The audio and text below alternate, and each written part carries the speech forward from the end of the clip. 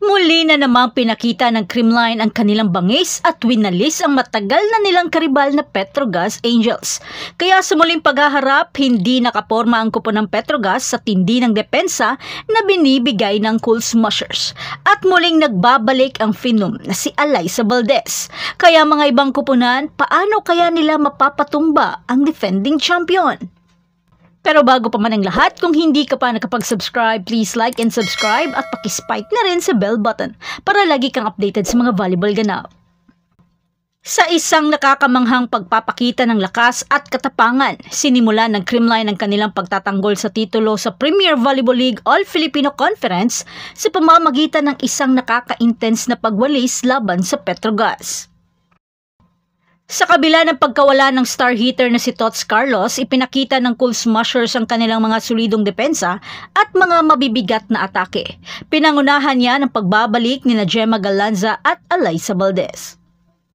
Isa talaga sa nagpapanalo ng Creamline ay ang kanilang net defense at floor defense na talagang di masolusyonan ng Petrogas Angels, lalo na sa kanilang scoring machine na si Van Sickle na bantay sarado sa Cool Smushers, kasama sina Bea De Leon at Lori Bernardo na nag-angkla ng isang matatag na depensa na nagpatigil sa mga pag-atake ng Petrogas. Sa first set, nagpakita na ng bangis at tapang ang Creamline dahilan upang mawalan ng kumpiyansa ang Petrogas. Kaya sa second set, karga pa ng Creamline ang momentum at lumulobo naman ang errors ng Petrogas dahil sa kawalan ng first ball. Hirap na ang Petrogas sa mga depensa ng Creamline bukod sa kanilang nagagawang sariling errors. Pero nang mag-set point ang Cool Smushers sa score na 17-24, bigla namang nagising ang Petrogas na nagbigay ng sunod-sunod na killer blocks kasabay ng paggawa ng unforced error ng Creamline. Kaya 5 puntos agad ang nagawa nila dahilan upang mapilitang mag-timeout si Coach Sherwin. Ang timeout na ito ay crucial sa Cool Smushers para patigilin ang nag-iinit na mga Angels. Kaya sa isang off-the-block hit ni Gemma Galanza, natapos rin ang nakakahingal na second set sa score na 22-25. Kaya sa third set, di na nagpatumpik-tumpik pa ang Creamline at di na nila pinagbigyan pa ang Petrogas at tinapos agad ang laban sa score na 16-25.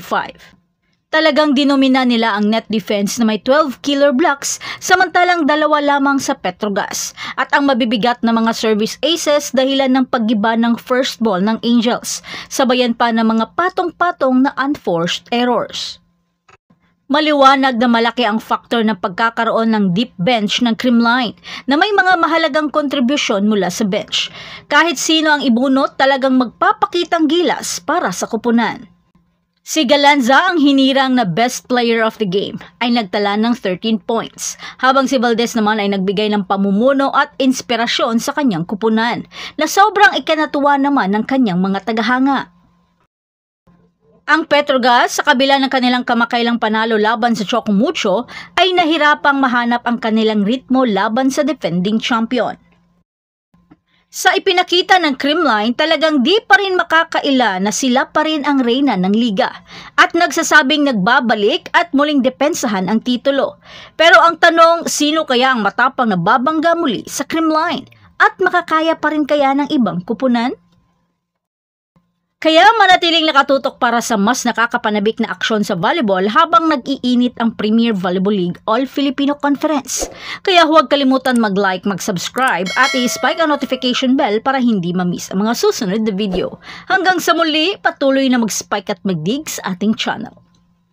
And usually after training during college. Oh, pero nanglalamang sila, naligo sila. Usually hindi kami naligo. Usually walang ligo to, pero may mga pupuntahan kasi.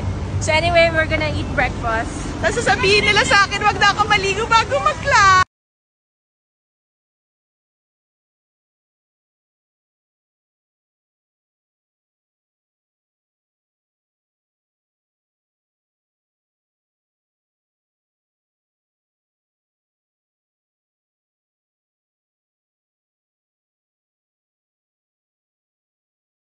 Today we are trying, what's this? Kuchenta!